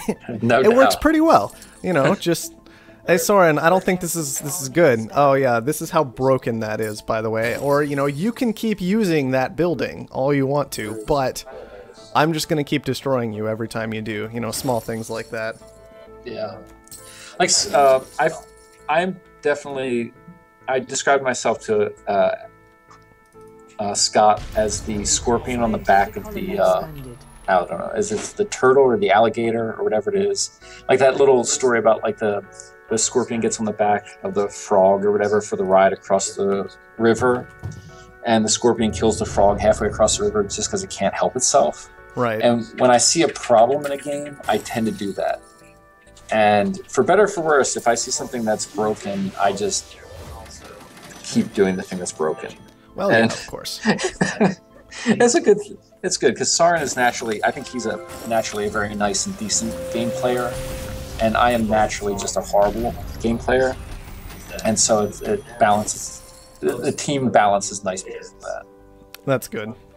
Yeah, I think I'm the same way you are in general. Just if I see something that works, I'm just going to go with it most of the time, and I'm not going to regret it at all.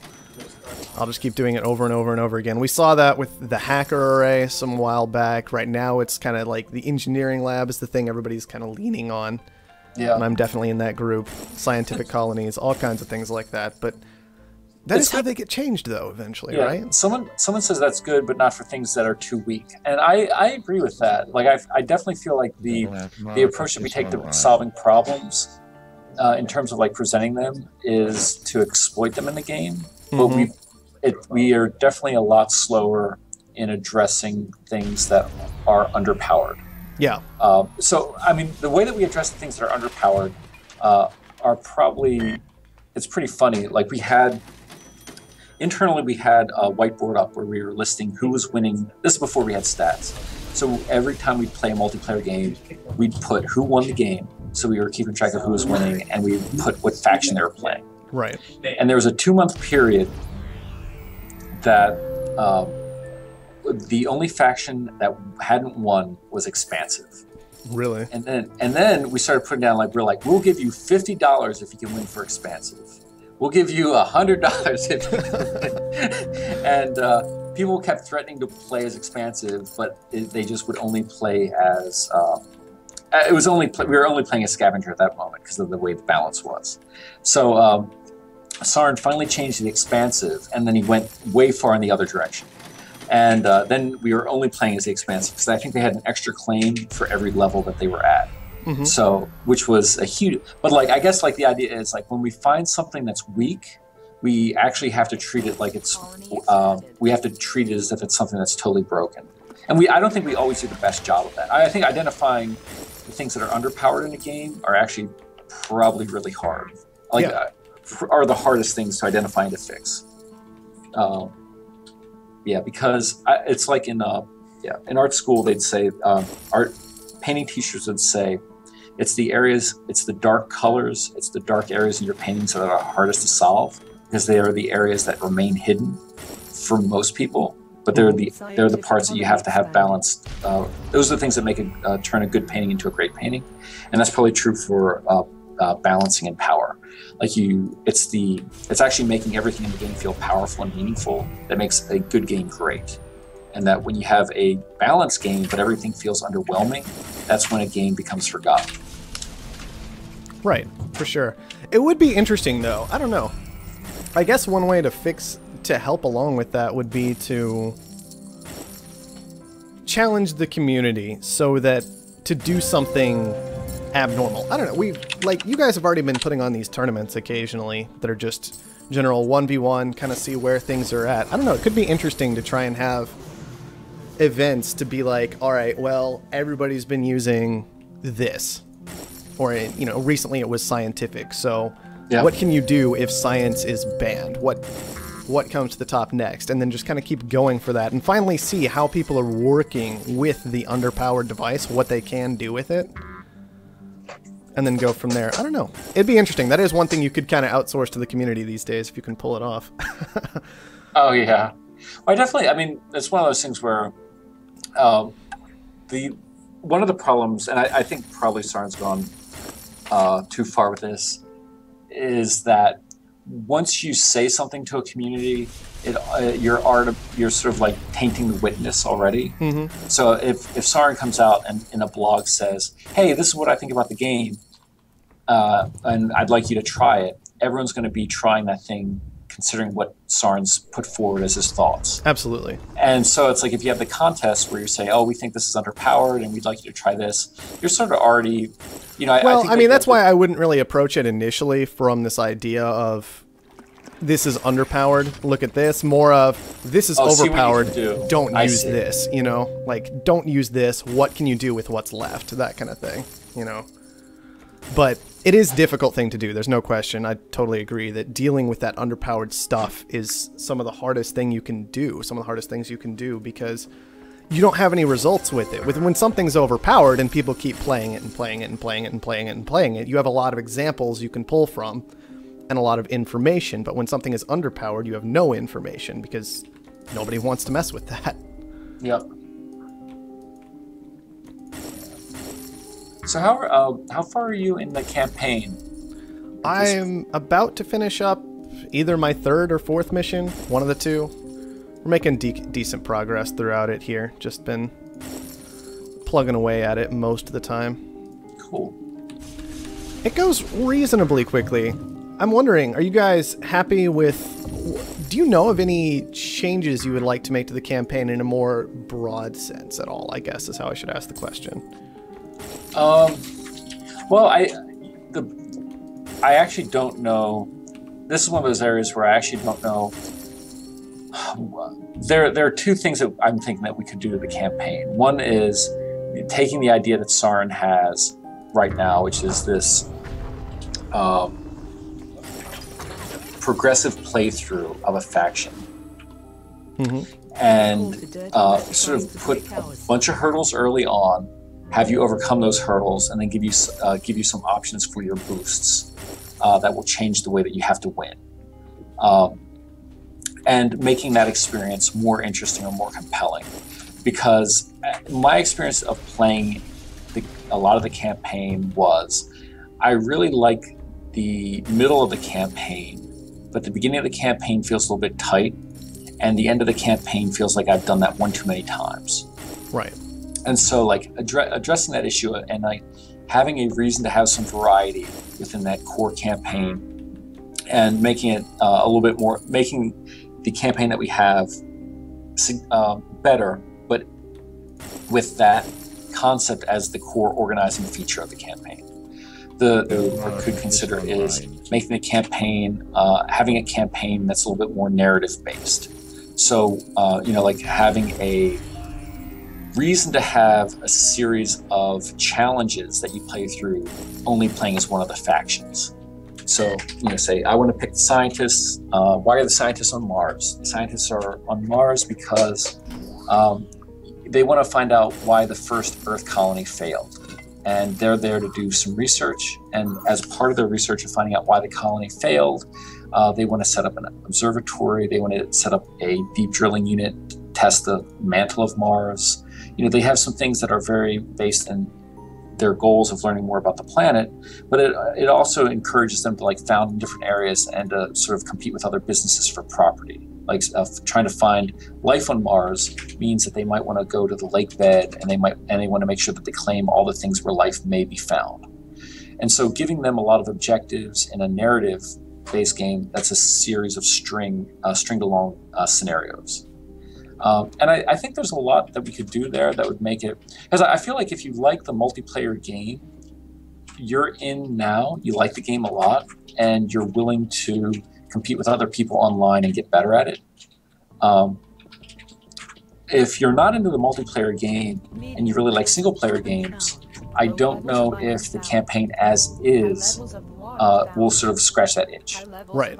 And it's like, and I feel like having great games always have on-ramps to the concepts that you're presenting. And I feel like having a little bit of a narrative-based, even if it doesn't have to be a heavy-duty narrative, just something that's interesting enough for people to go to the next one and see what happens next. Like, oh, why are the robots here? Who's paying for the robots to be here? Do the robots have goals outside of the people that are programming them? Or whatever those questions are.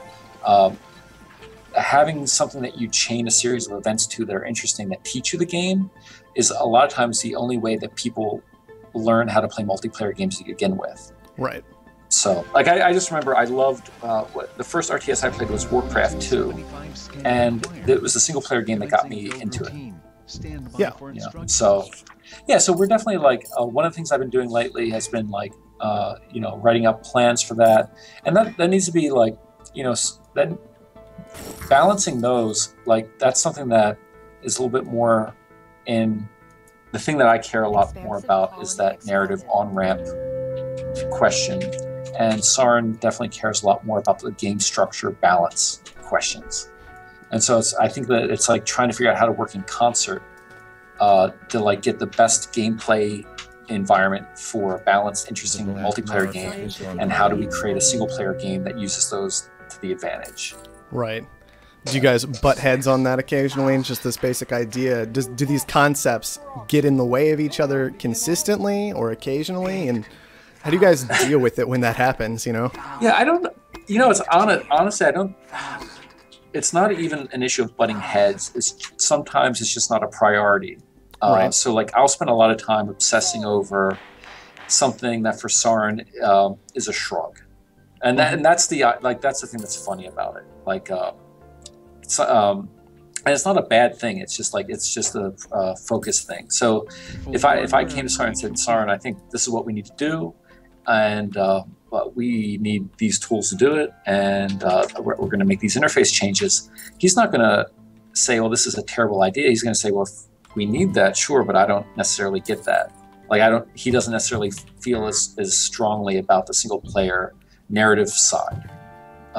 And in the same way that like a lot of times I'm more willing to change game rules to make the single player game fun, he'd be a lot more worried about that. He's like, well, the game structure is the way it is for a reason. Mm-hmm. So thankfully it's one of those things, like thankfully we haven't like butted heads about that, but I think that they are definitely at odds, but I don't think there's the right answer. I don't think there's the one right answer to that question. I think it's where you decide to spend your focus and your time. So we spent most of our focus and time on making the multiplayer good, right? Or competitive, or however you want to, whatever you want to call good. I mean, there's lots of things that we need to repair, but like all of our efforts have been to try to make that multiplayer game as interesting as possible for people that want to compete. Mm-hmm. We haven't, like the time spent on creating the game world. Most of the game lore, most of the writing, and most of the planning around that is fully invisible right now. It's not in the game, so it's not seen. So, it's interesting. It's sort of like when I was describing the scavenger founding view and how it would be like a passenger ship that then gets cut up and made into a colony. It's also the idea of like why are there prison colonists anyway? Like what's happened on Earth? Why are people colonizing Mars, right? Like, is Earth destroyed or is Earth more prosperous than ever? Like, those are both, like we have sort of ideas behind those. And the idea is that there's been a death cycle that hit the planet that has made a opportunities off the planet, off Earth, off world, much better. Yeah, if anyone's paying for college right now, they certainly know that, like, you know, opportunities on Earth are harder than they think. Yeah. So you sort of wonder, like, well, if I could go to another planet and make my riches there and come back to Earth, that'd be great. So were you guys talking about all these as you were coming up with, like, the initial 4 colonies that we've got right now, or is it kind of, did it come from a perspective initially of, we want the game to work this way and we're going to build these colonies and then we're going to build the story around it? I think it starts with the this is how we'd like the game to function. Like, we know that we want one to be robotic so they don't consume goods, and